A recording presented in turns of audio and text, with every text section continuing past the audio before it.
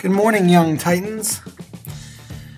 Alright, so now that my background for my first zoo sign is complete, I'm going to go to the internet to get a picture of an animal. I'm going to go to Google. I'm going to go to images. First I'm going to, how about a fox? Alright. So as you can see, I found some pictures of foxes. Now, there's certain things I want to look for. First of all, it has to be a photograph. I can't take someone's drawing. Second, it has to be a picture of the animal that identifies what the animal is. So for example, if I tried to draw this animal using the paintbrush of Photoshop and I was only allowed to use one color, when I draw over this whole thing, it's going to look like a blob with two bumps over here. It's not going to look like the actual animal. So this would be a really bad choice. This picture I could see might look like a fox, but it also might look like a wolf. So that's not a good one to use. The best picture will be something like this, but I could see that that is, because it shows his profile, it shows the shape of him, but that unfortunately is a drawing. This one is also really good, except I'd really like one with its nose sticking out so we saw the side of its face too. So Google is full of pictures. I'm not going to give up until I find something that I think will really work. Great, so I picked the one animal that doesn't have any good pictures of it up here. Oh wait, that one's not bad. That one's great. Alright. Alright, so this is my contest winner for perfect fox position. You can see the whole fox's body. You can see the shape of identifying features like the shape of the tail. We could see that he has two ears and a nose that comes out. So those are the details that are going to give away what my animal is. So now that I found the picture that I want, I opened it up so I'm not just looking at the small version.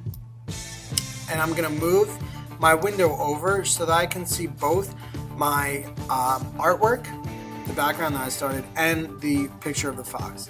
Even better, by the way, would be to have found one that didn't cover his feet, but this one will do.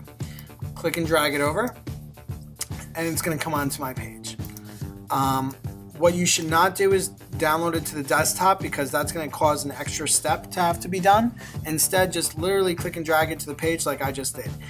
If it doesn't work, that probably means that either your move tool is you're not on your move tool, or it might mean that you have to press the return button or the escape button or the command D, all of which will be explained in later videos. But for now, those are the most likely ways to solve the problem. Alright, so now that I have it, when I brought it in, first off, I want to check out the layers column. You can see that the photograph came in its own layer, so it's completely separate from my background. This layer is like an additional piece of paper. So it's almost like we have a piece of construction paper physically in the real world. It would be as if we have a piece of construction paper, and on top of that, we laid a picture of a fox. So they're completely separate images. We're just viewing them with each other. You can see that if I move, using the move tool, I move the picture of the fox, you can see the picture of the background beneath it. So now I'm going to do a completely new function. It's not a tool on our toolbar, it's Command T. So if I press both Command and T at the same time, you'll see this box come up that goes around the perimeter of our fox. But the picture is so big that we can't see the whole thing. So while that's open, I'm going to press Command 0. And I have to do that in order for it to work. So Command T and then Command 0. Then I could use these boxes, and by the way, I'm still on the move tool. I could use these boxes to change the size of my image. I don't want to make it so he's too fat, and I don't want to make it so he's too narrow, so I'm going to try to be careful to do it in proportion. If I hold down Shift, by the way, it'll automatically keep it in proportion for me. Okay, so now I'm going to drag it into the center of the picture, and I'm going to press Return to set the transformation. So you're going to see this box disappear when I press Return. Okay, so now if I turn off this little eyeball here, it's going to show me that that's my background. And if I turn off this little eyeball, you'll see that I can only see my fox. By the way, the checkerboard represents clear. So on this fox image, this area is not taken up, this area of the page. So that's why it's represented with clear until I turn my background on and you can no longer see the clear. Alright, so the next problem is, well, all this grass is in the way. And your first thought is, well, I could erase the grass. wrong. Unfortunately, we're not able to steal this picture from the internet without making our own version of the picture. At least we're not going to just take somebody else's artwork and say that it's ours basically by putting it on our piece.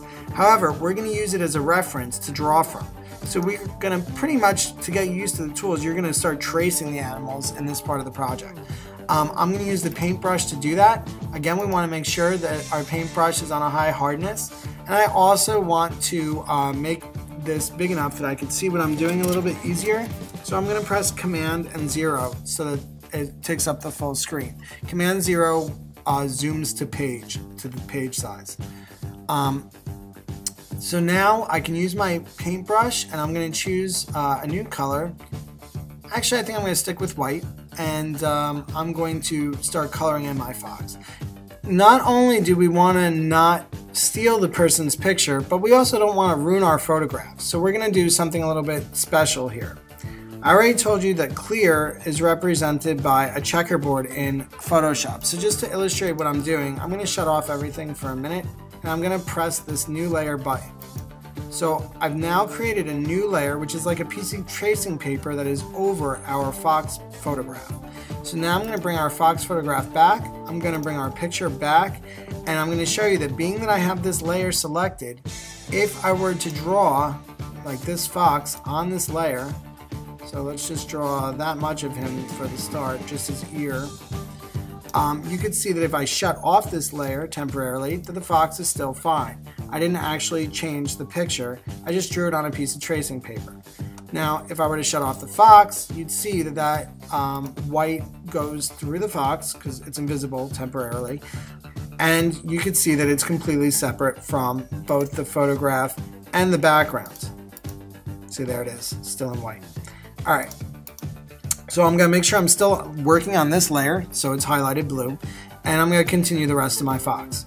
Now when I'm doing these, actually Command Z, because I don't really like how I did that, as I'm doing these small little areas, it's important that I have a small brush so I can maintain the detail. But when I move on to his larger sections, I'm going to change it to a larger brush. So you saw me make a mistake in Command Z right there.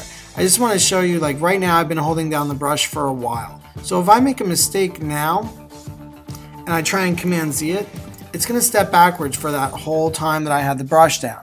I'm wiser to do short bursts, holding down the button for a short amount of time and doing a little bit of work and then letting it go often, because this way, if I like make a mistake at this point after I filled in that whole part of the face, when I Command Z, it only erases that last step. So it's not a matter of time that it's erasing, it's actually erasing your last time that you held the brush down for however long you held it down.